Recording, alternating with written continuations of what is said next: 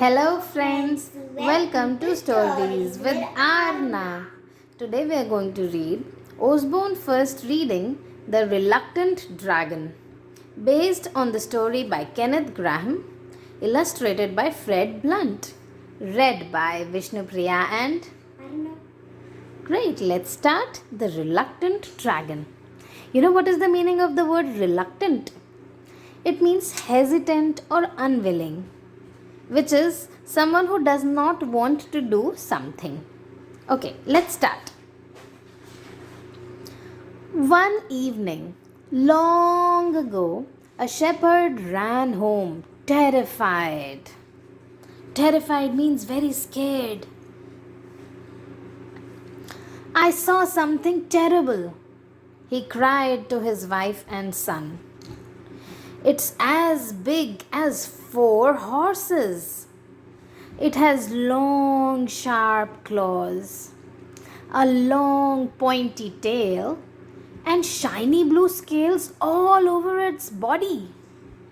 Look, his son is reading a book which is about dragons and it says fairy tales. His son looked up from his book. That sounds like a dragon, he said. A dragon? Yelped his wife. A dragon? Said the shepherd. That does not sound good. They are scared. The mouse is running away. The boy wasn't scared. The next day, he set off up the hill to find the dragon. Bye. Don't worry, he said to his parents. He might be friendly, thought the boy. So he waves goodbye and goes in search of the dragon. The dragon was friendly and he was thrilled to see the boy. Thrilled means very happy and excited. It's beautiful here, but it does get lonely, said the dragon. The boy smiled. He sat down and asked the dragon all kinds of questions. The dragon told stories of long, long ago. There were dangerous dragons everywhere, and brave knights fought them to rescue princesses. The boy came back every day to hear the stories. But then the villagers found out about the dragon. They were terrified. And they are holding boards and saying slogans like slay the dragon, banish the dragon, ban the dragon. The boy ran straight to the dragon. The villagers want to get rid of you, he panted. But I wouldn't hurt a fly, said the dragon. But I am harmless. I am not hurting anyone.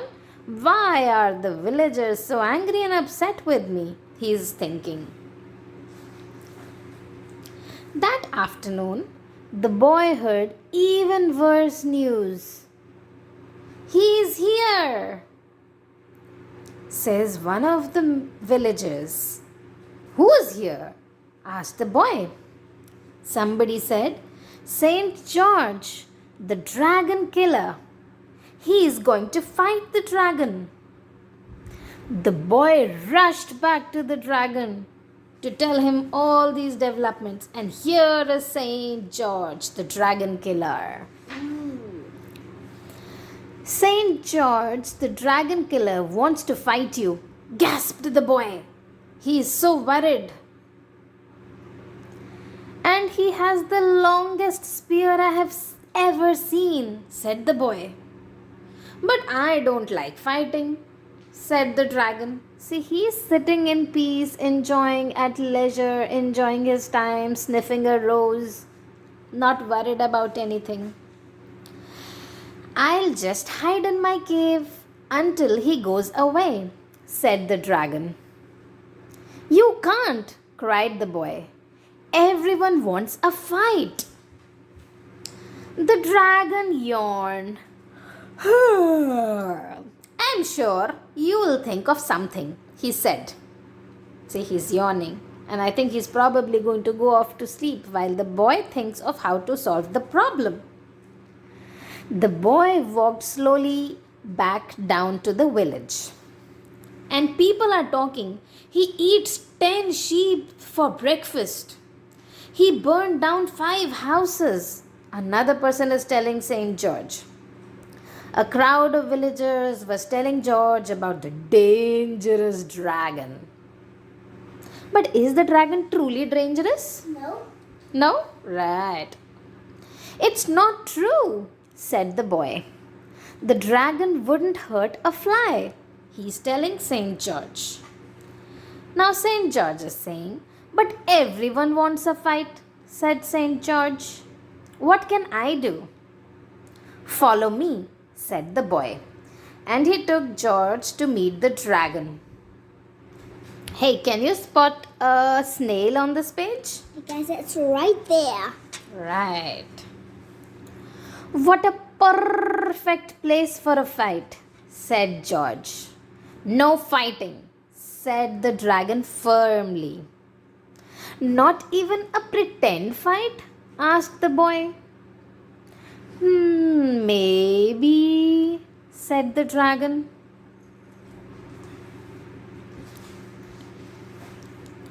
The boy turned to George. Do you promise not to hurt him? Well, it has to look real, said George. Will there be a feast afterwards? Asked the dragon, thinking about a Cake. Yes, there will, and you can come, promised George. The next day, lots of villagers arrived to watch the fight. Everyone is very excited to see how is it going to go. The boy waited nervously by the dragon's cave. Here he is. They cheered and waved when St. George rode into view. But where was the dragon? Everyone is wondering. Then a roar echoed around the hills. Flames filled the air. Oh, where is the flames and this roar coming from? The dragon? Yes, it's the dragon. He's coming out of the cave. Everyone gasped as the dragon appeared. His scales sparkled and he breathed out fire. Charge! Cried George. He galloped hard, his spear held high. This is his spear, his weapon. The dragon bounded up and they shot past each other.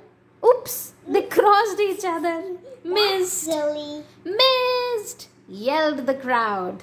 That's just silly. George and the dragon turned around and charged again. Charged means run towards each other. This time, there was no way they could miss. Clatter, bang, up. The dragon slumped to the ground. George towered over him. Cut off his head. I think the dragon has learned his lesson, George declared. Let's invite him to our feast. Now all the villagers are looking happy and satisfied now that they have seen the fight between the dragon and Sir George.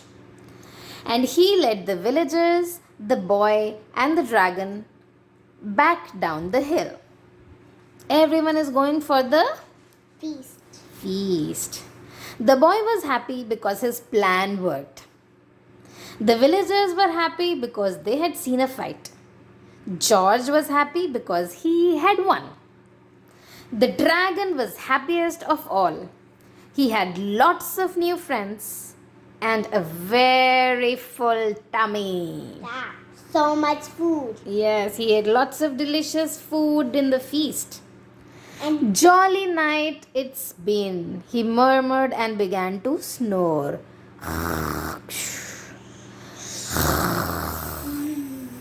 How will I get him home? Said the boy. I'll help, said George. He gave the dragon a prod. where's Granny? Prod means push, nudging him to get up and go. See, he's taking the dragon and the boy and Sir George. They are all going up the hill. And they set off up the hill, arm in arm. The saint, the dragon, and the boy. That was a cute story about the reluctant dragon. I hope you enjoyed reading with us. Don't forget to subscribe so we can read more fun books together. Ring the bell icon. See you next time. Bye bye.